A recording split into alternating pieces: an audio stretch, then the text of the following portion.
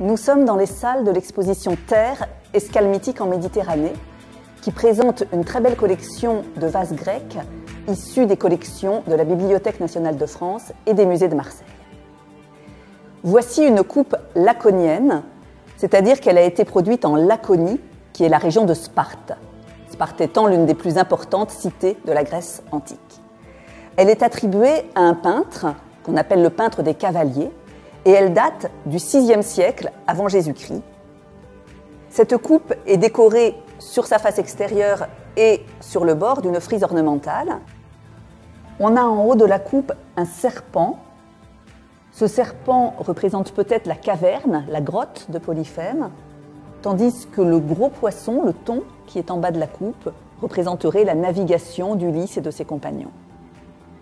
Ce qui est intéressant, c'est que cette scène regroupe à elle seule plusieurs épisodes de l'histoire d'Ulysse et Polyphème.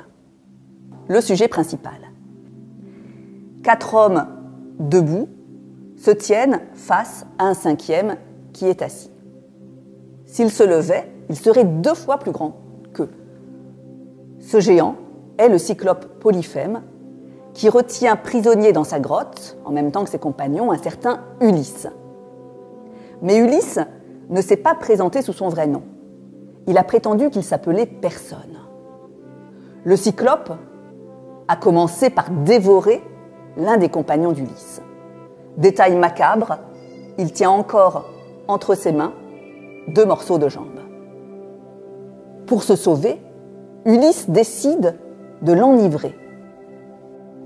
Une fois qu'il s'est endormi, ivre-mort, les compagnons d'Ulysse vont tailler en pointe un tronc d'olivier qu'ils ont trouvé dans la grotte pour l'aveugler.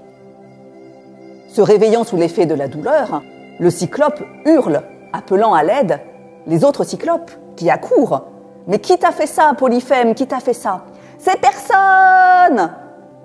Personne. Croyant qu'il s'est blessé tout seul parce qu'il était ivre, les autres cyclopes retournent se coucher.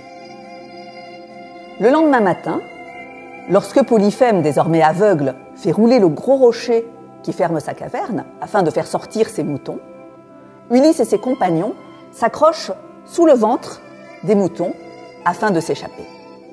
Mais Ulysse n'est pas au bout de ses peines. Le père des cyclopes, le dieu Poséidon, le poursuivra de sa haine jusqu'à son retour à Ithaque.